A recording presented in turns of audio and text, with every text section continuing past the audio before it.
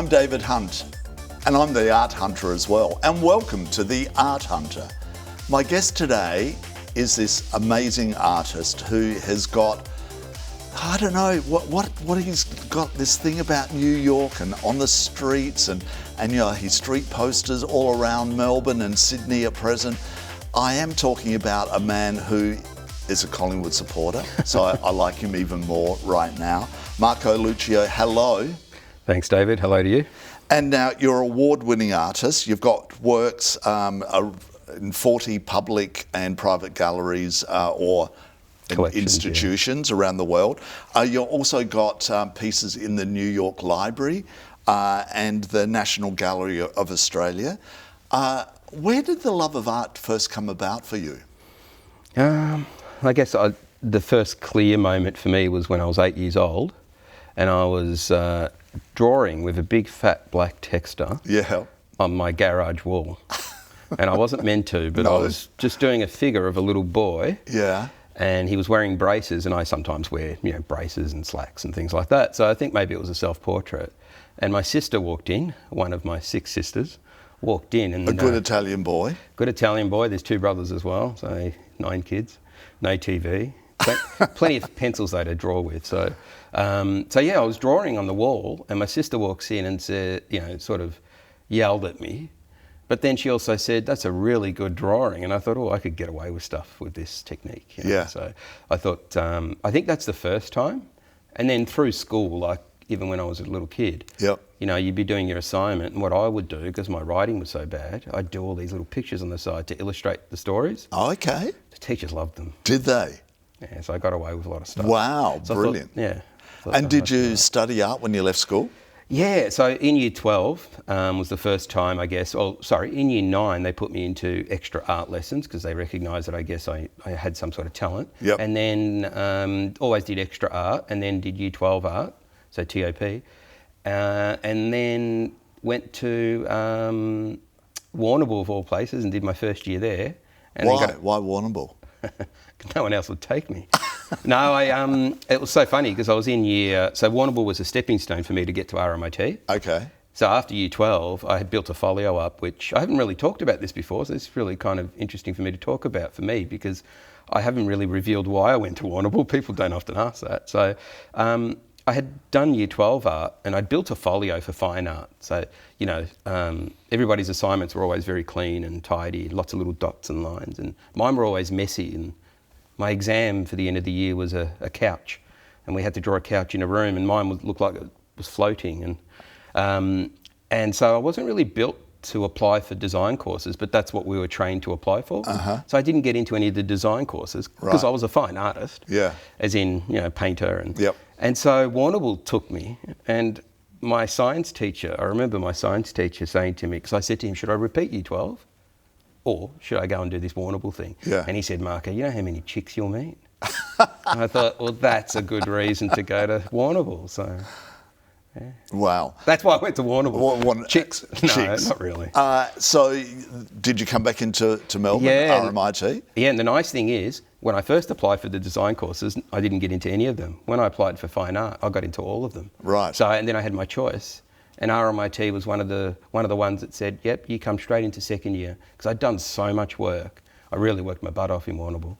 I had a massive folio full of lots of prints. Yep. And because you do a bit of printing, don't you? Yep. Yeah, I guess that's what I'm really, have become known for is my printmaking. But RMIT had a woman called Herta Kluijpot, and she's the best dry pointer here in Australia and maybe the world. She's just brilliant. Okay. So I would have been prepared to repeat second year to get to her, because as an artist, you need mentors throughout your whole life. Sure.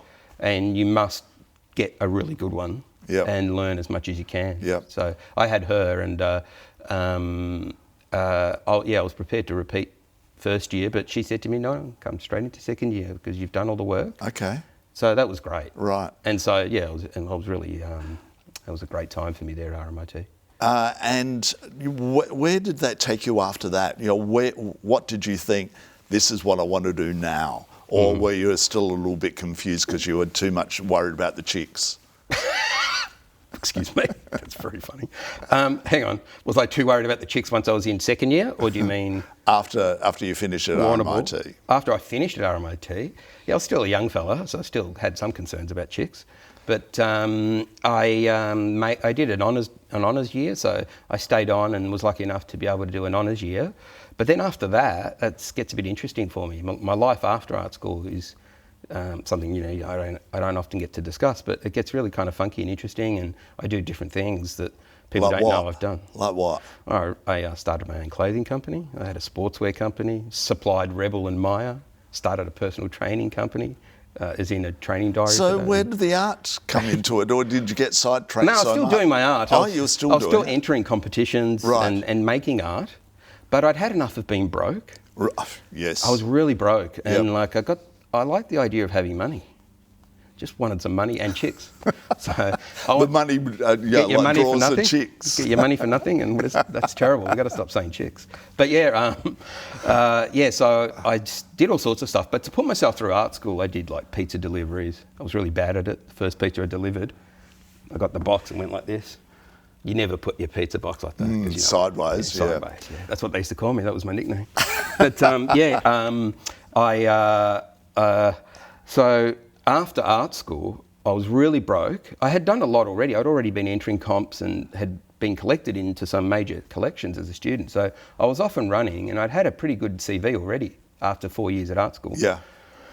But I just wanted some money, and so then I did all sorts of jobs, and then did that for a while, and then thought, well, I'm going to start up a clothing sportswear company, make a lot of money so that then I can do my art, because that was the goal, to get back to doing the art. I wanted to be an artist. Yep. And I thought if I start a company, so I actually started a company, not just a little business. So I had a company, I've never run a business before.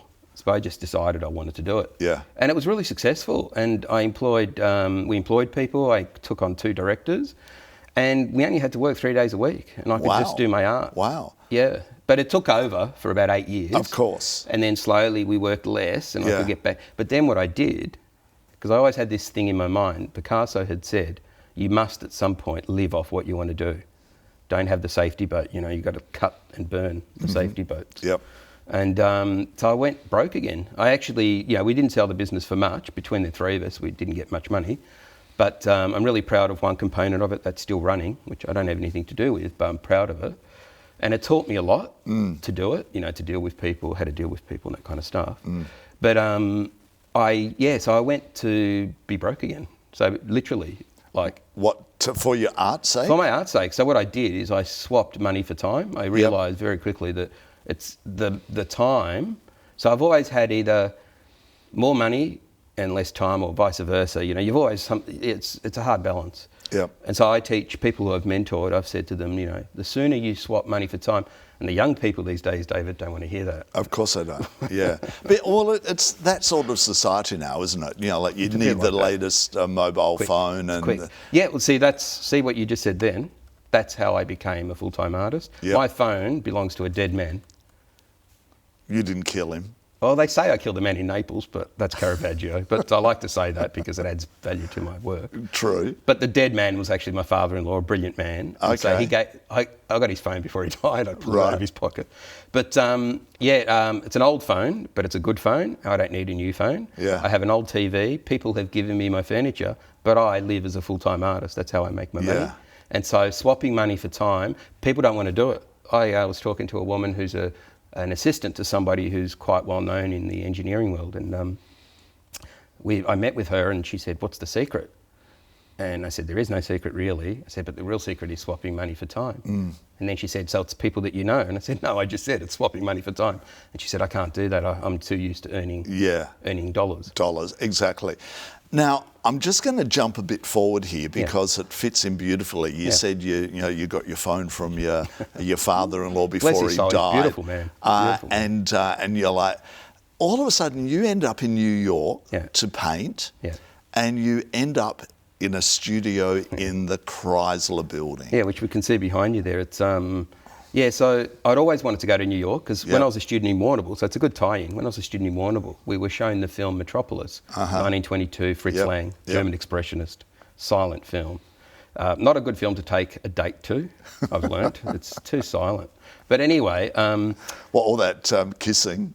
Oh, David, I don't kiss on first dates. But the movie is a black and white, brilliant film, but Fritz Lang used New York as his inspiration. That's right. I thought, right, I'm going to go to New York. If he used that, if that inspired that film, which some people think is the greatest film ever made, I'm going to New York. And I met Deborah, who you know, my ex-wife, and she made it happen because I was always really the dreamer and she was the doer, like made it happen. And so she said, well, you need to go to New York and we need to go for 3 months. And so we packed everything up and gave up our teaching jobs, anything, you know, and we were paying a mortgage here in Melbourne. We were paying rent in where we were living in the city, and then we went and paid rent for 3 months in New York. And we put it all on our Visa card, and we tell people we were sponsored by the Commonwealth Bank. So I hope this goes out to like Commonwealth Bank and they see it and they go, we should really sponsor Marco. Yeah. But the credit card, it's what we put it on. And it took us 18 months to pay that off, but it's the best thing I ever did. Well, how did you end up in the studio, which you got for free in the Chrysler 10 building? years I had it for. It just ended this year. Whoa. Well, the top part ended. I now have a couple of little spots in the building, but the top part is now, put it this way, the studio is so good, they're turning it into a observation deck. Right. And it's 360-degree views of New York. It's where the old Cloud Cub was. So in the 30s, you'd go there and get drunk illegally. Right, yep. And it is the most amazing experience I've ever had. Sometimes I'd be up there at 2 a.m. painting New York scenes at night. So I ended up with that because we were renting a very small little apartment on 29th Street. The beauty of that is that those people saw my work and said, oh, you might like my friend's workplace. And they introduced us, and it was the top of the Chrysler. And they just gave it to you? They said, come and work, come and paint. I've had an exhibition up there for 10 years. Wow. And one day... How lovely is that, though, that there are people in a city like New York that they could get so much money for in the Chrysler building. Come on. Yeah, they didn't charge me anything. And they didn't charge you, you know, like, yes, you were an artist and they were supporting you as an artist. But isn't that one of the most loveliest stories? And you must be, you know, like... Very grateful. Yeah, grateful and also proud that they took you on in that respect. New York, so a couple of things you've just said, right? It is wonderful. And people misinterpret New Yorkers as being a bit brash and aloof and distanced. But it doesn't take long for them to judge you, like in a good way. They'll make a judgment. This person can be trusted, that one can't, because they have to, because everything's so quick. Yeah. So they immediately they said, yeah, come and paint. And then basically I had 20, I used to go there sometimes at 2 a.m.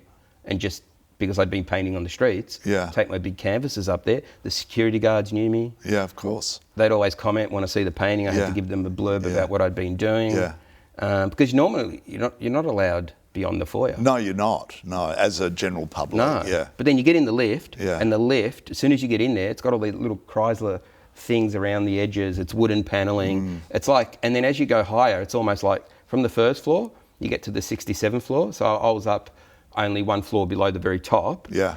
And as you're going up, it's almost like you're going back to the 20s. You know, it takes you right. It seriously does. Yeah. I remember carrying huge canvases that I'd been painting into those elevators, and people would come in and say, in American accents, you know, that's amazing, you know, where can I buy it? I'd say up the top. And they'd go, we'll take that one. And it was amazing. You were selling it to people? I had 1 month there where I sold more canvases than I did in an exhibition. It was just crazy. Wow. It was really phenomenal, and they love it. And because New Yorkers love New York. Yeah. And so I was just basically passionate about what they were passionate about. So you mentioned it a couple of times there about arriving back with your canvases after painting on the street. You did that a lot, didn't you? You would take a blank canvas on the street, pick a spot on the street, and you would lay the canvas down and start painting. Yeah. What did New Yorkers think of somebody? Yeah, it was crazy. I could only do that once or twice a week because I was there for 3 months at a time. I had to psych myself up for those trips. Right. It was nice. Why? Why? Because as much as I am happy to speak about my work, when I'm painting and drawing, like all artists, you really don't want to be bothered. It's a hassle to be, you know, you're painting away and then all of a sudden you're worried about somebody stealing your stuff because there's 30 people around you. You kind of have to have your wits about you. There's constant commentary. People want to sing about what you're doing. They want to, yeah. I had somebody rapping about what I was doing. Fantastic. So, you know, it's really interactive. Yeah. So like in Paris, they kind of leave you alone. Yeah. In Italy, they would talk a lot in Italy. in Italy, they give you advice. Yeah. Oh, you really need to do this a bit better. Make the nose a bit bigger. But in New York, it's actually interactive. Yeah. So you have to psych up for that. Yep. And plus, I was carrying 6-foot canvases on a subway. Yeah. Imagine that, walking into a subway, carrying a 6-foot canvas, and then carrying it back, and people thought it was wet. The paint was dry because I use acrylic. Yeah. But like I'd often be on a subway with people like wearing Prada and not wanting me to touch them with, you know, and they'd be really angry that I was on there, but Yeah. I couldn't get a taxi or a cab because they thought it was wet. Yeah. So they didn't want me in their cab, even the big cabs. Yeah. But what about even getting security people at the stations? They didn't stop you? No, surprisingly not. Yeah, no, I I'd thought carry you them up would've. the stairs. Okay. Huge, I'm talking huge canvases. Yeah. And, you know, sometimes really late at night I'd get back and I'd be so tired. Or on windy days when I'd paint under the Brooklyn... yes, of course it would catch the on the windy canvas. days painting under the Brooklyn Bridge. Yeah. It was so physical. That whole New York experience of painting is so physical and mentally exhausting that I'd have to take 2 days away from doing anything with the public after that. And so I'd go back up to the Chrysler and paint in the silence, you know, just look over the city. But yeah, the street stuff, like under the Brooklyn Bridge, was also at times when I was really open to people, it was really beautiful. Like I remember once this little girl came up and she started asking me these really beautiful questions about the work and how much paint do I have? And I don't have kids, so it was really nice just to have a little connection with a person, a little person. The funniest ones are the ones who want to be photographed with you. Okay. But you're painting. You know. Yeah. So all of a sudden here you are in New York, and you're like the experience, you know, like whoa, you know, like it must be. It's bizarre. Yeah, exactly. And you start collecting postcards. Correct. Yeah. Tell us about that. Yeah. Thanks, David. While I was painting, I would also on the weekends, nearly every Sunday, I'd go to a flea market or an antique shop. I'd hunt around for these postcards. Used ones, they'd be old ones. Some of them are 100 years old. Wow. Really beautiful. It started because there was these two guys who were having a stoop sale, which I've learnt that a stoop is just, you know, like on Friends when you see the stairwell at the front of the house. Yep. And they'd put their stuff up there and then they'd let you in their house. One of them was an actor and I brought one of his old photos of him acting. It was great. But they had a box of postcards and that started it all. And they lived 2 doors from where we lived in New York. Okay. And so every time on the way back from the Chrysler, I'd walk past their little stoop thing and I'd buy a postcard here, a postcard there. Then I started buying a whole box of them. Then I started looking for more boxes of them, and now I have boxes of them. I don't have a studio anymore. And I started drawing on them. You started drawing on them, and you would take them into galleries. And like the museums, yeah. Yeah. And so the idea for me is that a postcard is a time capsule. It's an artefact. It's now something of the past. So it belongs. The beautiful old stamps and some of them are so frail that if you touch them, the edges break. Some of the stamps are amazing, beautiful stamps of Abraham Lincoln and Statue of Liberty, and so what I thought was, okay, I've done paintings of New York, I've done dry points of New York. What can I do to tell the stories of New York? And I thought, well, people have sent these postcards from overseas to New York or vice versa. Yep. So they were like documents of people's voices from the past. And I thought, well, how can I get the stories of the New Yorkers into my work?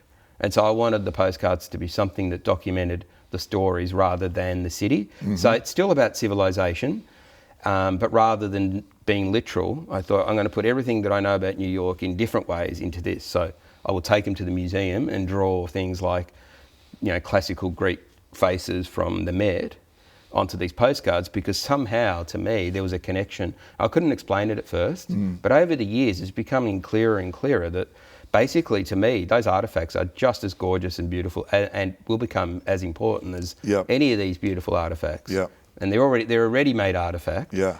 And, you know, with the way that people communicate these days, it's so quick, you know, via text. Yeah. But to sit down and write a postcard takes a bit of thinking. And you can just hear the people's voices as you read them. Yeah, beautiful. But also the patina on them. Yep. And the text is almost like hieroglyphics to me anyway. It's almost like sometimes it's irrelevant, but if I find something really beautiful, I'll leave that bit showing. But yeah, they just gathered on my studio floor. And while I'm painting New York paintings, paint would drop on them. Yeah.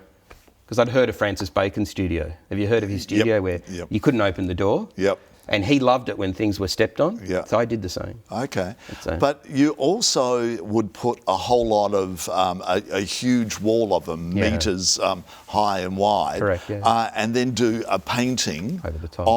over the top of the postcards. Yeah, and I guess That's cool. Yeah, I guess the one in particular, and I didn't know if it would work like that, because I've also put single ones, like, 200 single ones together, Yep. and they create like a tapestry or a mosaic of history. And so with the ones where they were one big piece, something like a Congo figure, an African Congo figure, drawn at the Met, and then scratched onto a sheet of copper that's 6 foot by 4 foot, 6 months to scratch out, and then sticky taping all the postcards together, Whoa. finding all the right ones. Yeah. So then also you have like, it goes, the colours kind of shift and change on the postcards. So I pick cream ones here and white ones here and darker and lighter. So you have this shift, this beautiful shift of tones. So you use it like a palette. Yeah. And then I would print the dry point over it, and it would just blow me away what would happen. The first one I did, I was blown away, and I thought, I did not predict that at all, and that's the beauty of dry pointing and printmaking as opposed to painting. Yeah. Often, with painting, you still get the surprises, and that's what you want. Yeah. I mean, it's like life, right? Surprises are the best Yeah, bits. absolutely. Anything planned, why do it? Yeah. Now, with some of your New York paintings, sorry, I can't get away from New York. Oh, I 'cause love New York, There's so- other Well, it's a big countries. chunk. It's a big chunk. Is that you often paint with your hands? Yeah, sometimes, You're actually your sky.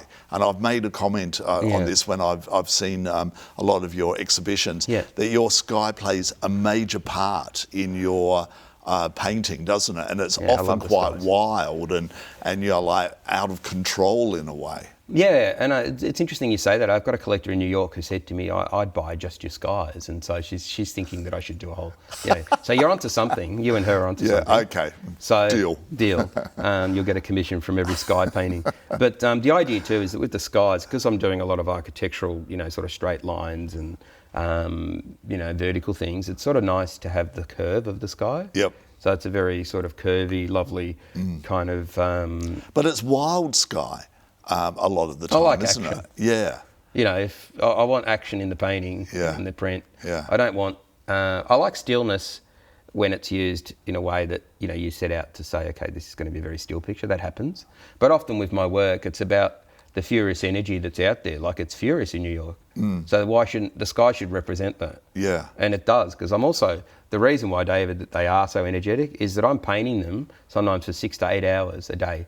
So I'm painting in the morning. Yep. The sky changes. So what do I do? So an impressionist would leave it and come back at the same time. Yeah. So I'll turn a day painting into a night painting because I'm an idiot and I want to make it hard for myself because it is hard. Yeah. And then it becomes more than just a painting about the subject you're doing, but rather about the whole experience, the whole passage of time. It's a time capsule of what you just did that day. Yeah. And it changes. So it's like 2 or 3 paintings in the one painting. And often I look back sometimes and think, I wish I had left it as a daytime painting. So I really go with the flow. Yep. At one point, a homeless guy came up and talked to me, and I put him in the picture. I think I put him in the sky, like he was sort of just appearing in the sky. Right. I mean, it's kind of a weird thing to do, but it was kind of cool. And a lot of colour. Sometimes, New especially York, New York is a lot of colour. Yeah. Or you're printing, it's Monochromatic. grey and white or black and white. Well, yeah. And where there's so much colour in your paintings, then all of a sudden there's no colour. Well, I like to do both. It's funny Yep. because a lot of artists, some artists will make their prints look like their paintings and vice versa. Yep. They almost have a way of translating it. But I think I like to use painting for painting's sake, a print for print's sake, and kind of do different things. So what a print can do for me is really accentuate lines and activity and mark making and expression. But painting can have power in colour. So sometimes I'll add red in the painting, even if the red's not there. Yep. So my students used to call it 3 o'clock red because I'd often say to them, 3 o'clock, if you haven't got red in your picture, just find an excuse because red does so much. Yeah. It changes a painting. Fantastic. So I love colour as it's almost arbitrary though. It's not, I don't set out to say, oh, it's evening, so the colours should represent the evening. It comes up naturally, you can't help it. Yep. They come through in the pictures. So you've also been to, you mentioned it earlier, Paris Yeah. and Italy as Yeah, well, yeah. painting. Yeah. How different were they, like those European cities compared to New York? And you did mention how the people were a lot freer in New York, and Italy, they would tell you what to do. But I don't. So I'm not saying that side of it. I mean just the feeling of, because the light would be so different and the noise. My immediate thoughts are, I mean, Paris is a beautiful city. New York's an exciting city. So Paris is sort of like, if I had to marry one of them, I'd probably marry Paris, but I'd have an affair with New York. Yep. It's so vibrant and exciting, but it can be really overwhelming. Whereas Paris, I reckon you could get healthier by living there. In New York, I reckon you could get a heart attack sooner or later. It's so intense. I don't know how my friends who live there do it. Yeah. And people often say, well, you go and live there. I don't think I'll ever live there, but I love it. I love it so much. But likewise. Yeah, I love it so much, but it's so the real difference for me is that Paris is a place. If you said you've won a week's holiday anywhere in the world just to relax and enjoy beauty, I'd go to Paris. Well, it is. It's a very beautiful city, isn't it? It's, and you tend to forget about it, and then all of a sudden you see a shot of it, and you go, I forgot how beautiful that city was. And New York. The reason I went to New York was I often go to these cities because of art history. So New York for me was like cultural in the 30s. That's the city I wanted to see, the buildings I wanted to see. So that's why ending up with the studio in the Chrysler was crazy, because of it's an Art Deco masterpiece. And I'd read about the Chrysler, and to end up there was amazing. But I went there because of jazz. So I've painted paintings at night on Broadway, in the middle of Broadway, to sort of reflect that era of Georgia O'Keeffe and those people that were painting those paintings in New York at night. So often I'm doing things in reference to art history. I like that. I like having not the weight of it, because sometimes I can feel that way. When you first go to these cities, you feel like, well, what have I got to offer? What are New Yorkers why do they want an Aussie guy doing their city? But the lovely thing is that you did come back after you've been to New York, and you put on an exhibition here of your New York paintings, and it did extremely well, didn't it? Here's Melbourne people buying a painting from you of New York to put on their wall here. I'm pretty lucky. I've got collectors who'll collect, and so they'll buy my postcard or they'll buy an assemblage. I'm lucky in that sense. And I'm careful when I say luck, because I don't believe that luck has much to do with anything. No, I agree with you. So I say fortunate, maybe. I don't know, but yeah. But it's also your personality, and which I was going to bring up. And now's a perfect time. Is that this is you were in a Collingwood football jumper at one stage. Were you there on that opening? I was, and you got an opera singer to sing. Good old Collingwood Forever. Yep, exactly. And I hope you sang along. I did, of course I did. So there was only one Carlton supporter, and he didn't sing. And and the fact is, because of your background when you had a business, your sports business, you do street posters for your exhibition. There were New York posters around Melbourne at the time, and one of the well-known bookshops in Melbourne, because you had a booklet, a program, wasn't it? Yeah, and you're like, and there was the front window. You had. I drew on it as well on the window. Drew New York scenes. So you actually know what you do, because a lot of artists run away and go, oh no, I'm the artist. I can't commercialise myself. You openly do that, don't you? Well, I'll say one thing. Do you know what happens if you don't promote? What? Nothing. Yeah. Now, what happens if you sell work? You make more work. Everything I've made, any money I've made, and when I was with Deborah, same thing, anything we earned went back into our art. What does that mean now? Well, I get to go to New York every year for 3 months.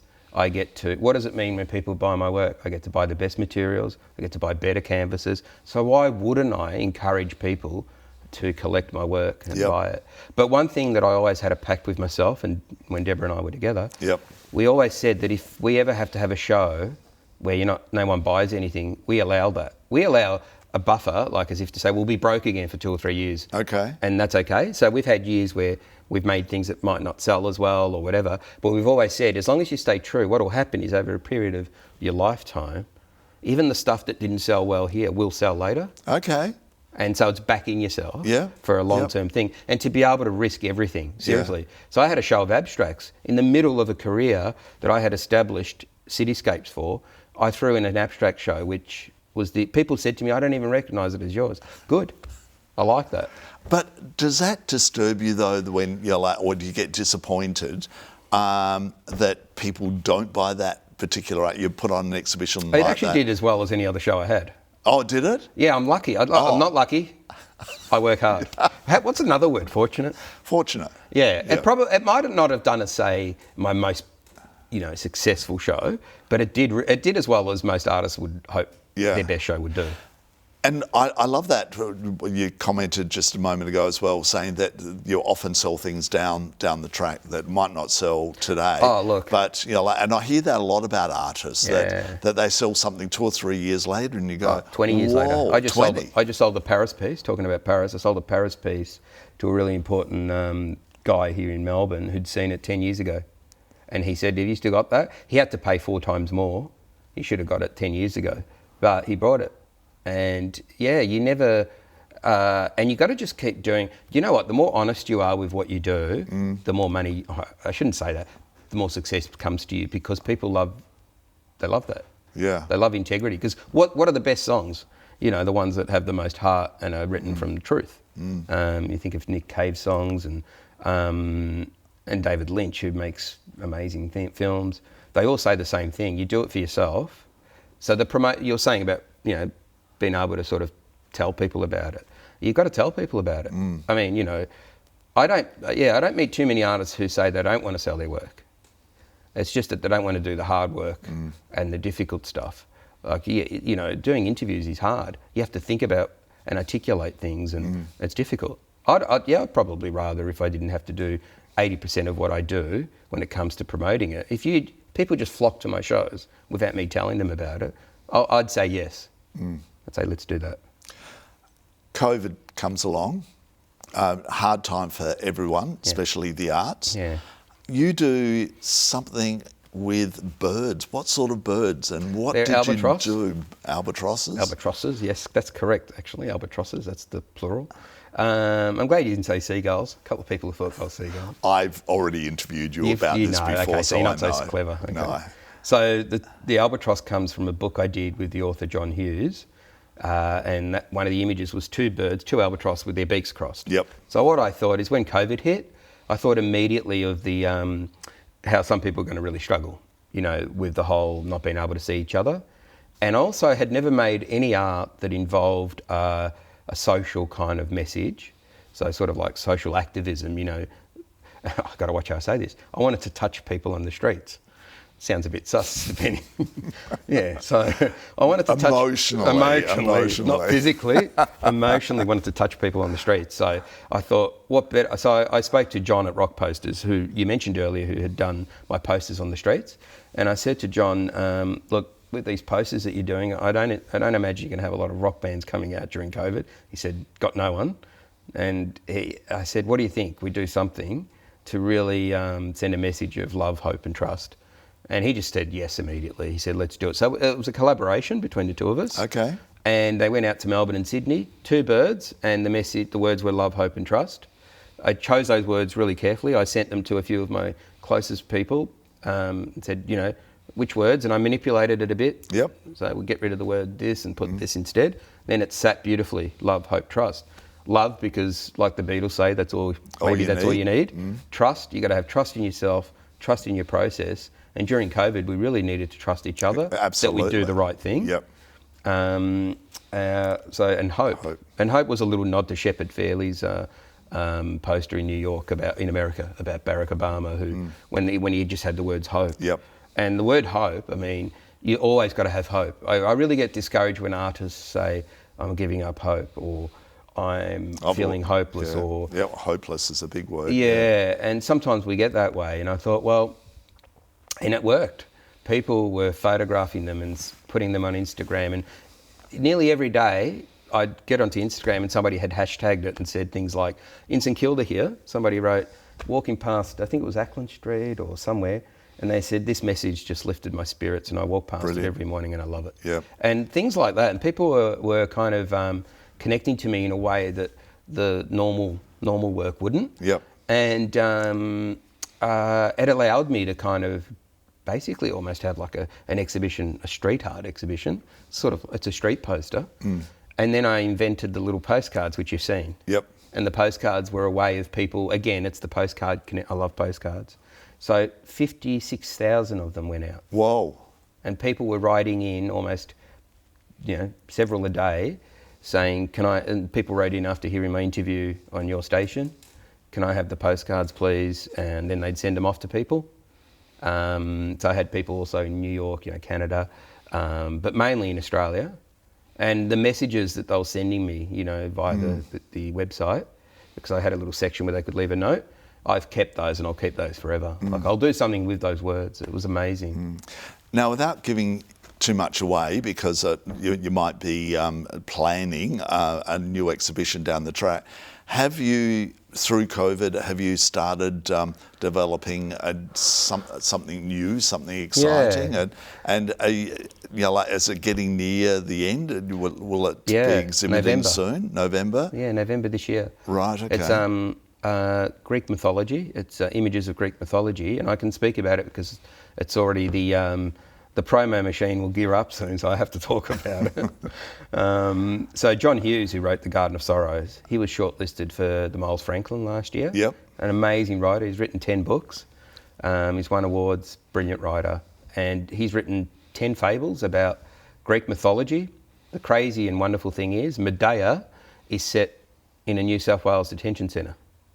Oh. So he set some of the Greek mythology in Australian settings. Yep. And others are in more traditional settings. Yep. But it's inspired in me things that I've never done before. I've hired models to pose in kind of the poses that I needed. It's an epic. It's an odyssey. If you and have you set it in modern time, or is He's done a bit of both. Right. A bit modern and a bit old world. Right. And so it's been about 3 years in the making so far. It'll probably be 4 years by November. Yep. And there's 100 images. Yep.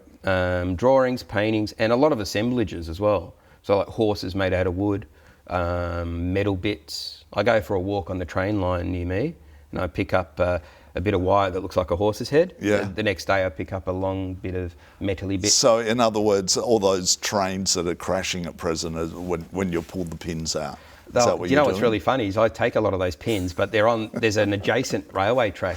Yeah, which is the sure. old. But what's really funny, that's right, David, what's really funny is that on one of my sessions, because this has happened to me before, a train has once stopped. Yep. They've called the police because they thought that maybe I was planning to do something to the track. They get really concerned if they see a man. Yeah, yeah. But here I am with a backpack, right, at night, picking up stuff. So what do I do when the train comes? I dive into the grass, seriously. A 50-something-year-old man diving into the grass in the mud. I get up covered in mud because I know what will happen. They stop, and then they call the police, and then you have to go through all that stuff. Yeah. So I had a backpack full of metal stuff. I got drawers full of them now, all laid out. Like one of them's called Spartans, and it's just the heads of Spartans. Ah, okay. Great rusty bits. Wow. I can't wait to show those. Yeah. I'm more excited about those than anything else. Yeah, fantastic. Marco, brilliant talking to you as always. And I love your enthusiasm. I love how excited you get about what you do and life. Do you reckon I'm doing all right for my age? Are you going to say that? You're doing all right for your age. You're doing all right.